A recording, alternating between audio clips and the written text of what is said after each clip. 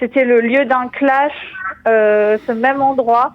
Entre religieux et non religieux. Là, ce même endroit et sûrement beaucoup de ces mêmes personnes, ils ont mis tous les différents de côté. Ça comptait plus gauche, droite, religieux, pas religieux. C'est ça qui fait la beauté du peuple juif au final. On va parler justement d'un lieu qui a été au centre d'une polémique pendant le jour de Yom Kippour, l'office de Yom Kippour. On s'en rappelle, on va pas rappeler ici tout ce qui s'est passé parce que c'est pas le moment, mais il y a une sorte de tikkun, une réparation qui s'est passée pratiquement. Vous devenez mystique, Olivier.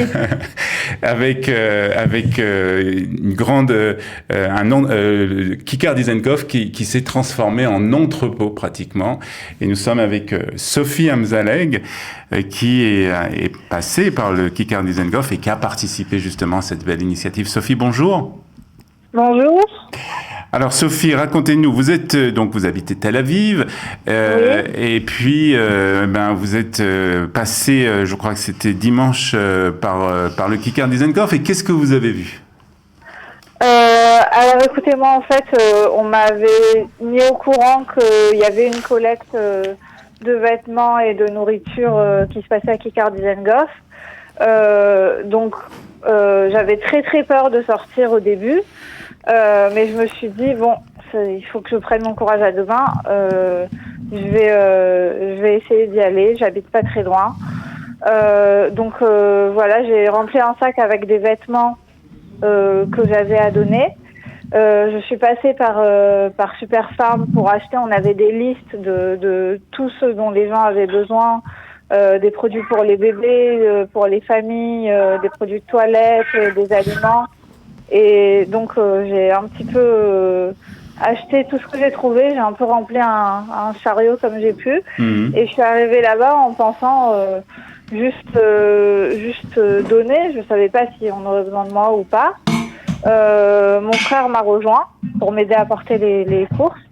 Et on a vu alors toute la place qui grouillait de gens, de jeunes. On a croisé des Français, mais il y avait de toutes les nationalités, israéliens, français, américains, tout, de tous les âges, mais beaucoup de jeunes de la vingtaine, de la trentaine.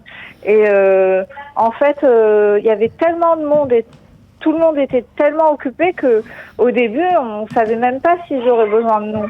Ouais. Et on voulait, on pouvait pas juste rester là, donner ce qu'on avait pris et repartir. Donc on a essayé de trouver quoi faire, de leur demander.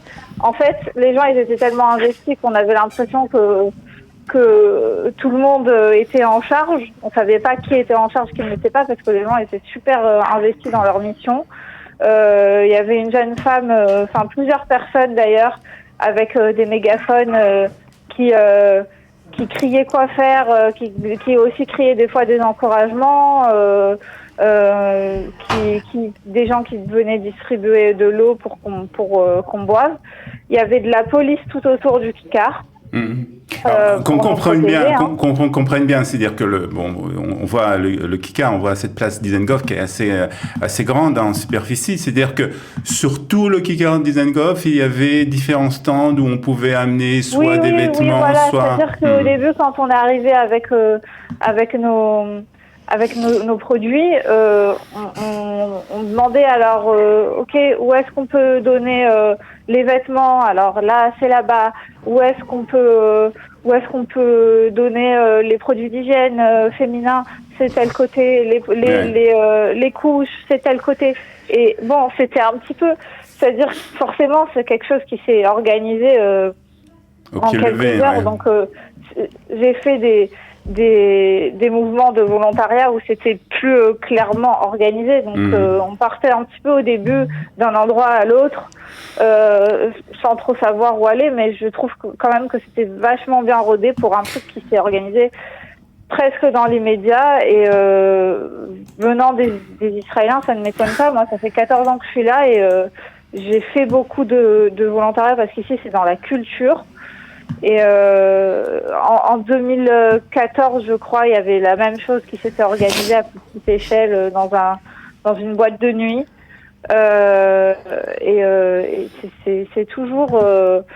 Alors, je crois que vous avez aussi décidé à un certain moment de participer à cet effort et de vous porter volontaire, en fait.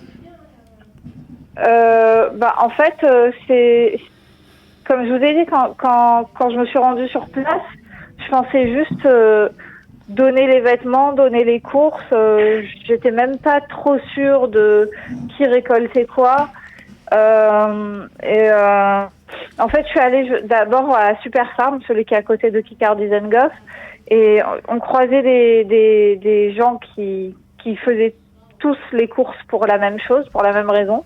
Il y avait une dame qui avait un chariot rempli, qui débordait d'affaires pour les Khayalim, mais elle allait même pas au Kicker-Dizengoff, elle allait à un autre endroit.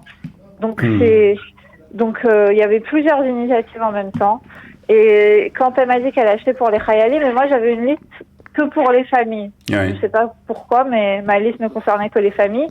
Donc je lui ai donné, je lui ai dit, vous prenez pour le Khayalim, donc je lui ai donné certains de mes achats. Et les employés de Super Farm ont vu qu'elle faisait ses achats et ils lui ont donné plein de choses et plein de gens lui ont donné. Et ce qui a fait que, elle m'a dit, moi, dans ce chariot, j'ai pris 4 sacs, mais son chariot débordait. Pour aller donner dans une autre, je crois que c'était Dizengoff 158. Et voilà. Et ensuite, nous, on a continué avec mon frère, avec nos affaires là-bas. Et bon, comme je vous ai dit, on pensait juste donner. On a été emportés dans l'élan, quoi. Alors Sophie, le fait que cet élan de solidarité, où comme vous l'avez dit, il y avait des gens de toutes les parties de la population, que ce soit des religieux, des laïcs, de toutes sortes, est-ce que ça a une symbolique pour vous? C'est-à-dire le fait que ça s'est passé là où il y a le soir de Yom Kippour, où il y a eu des affrontements justement entre religieux et non religieux? Oui, justement, on y a tous pensé, je pense, de se dire que il y a quelques semaines, c'était le lieu d'un clash, ce même endroit entre religieux et non religieux, et là, ce même endroit et sûrement beaucoup de ces mêmes personnes, ils ont mis tous les différents de côté, ça comptait plus gauche, droite, religieux, pas religieux. Plus rien de tout ça ne comptait, et c'est ça qui fait la beauté du peuple juif au final. Moi, je vous avoue que le premier jour, j'ai passé toute la journée à me demander qu'est-ce que je suis venue de faire dans ce pays de fous. Et le lendemain, j'ai eu ma réponse, enfin plutôt mon rappel, de me dire voilà, disons que c'est des choses comme ça que vraiment j'ai vécu aussi aux États-Unis. J'ai pas mal voyagé. Je pense qu'on voit ça nulle part ailleurs, et c'est ça qui rend tout ce qu'on vit en ce moment plus supportable, quoi.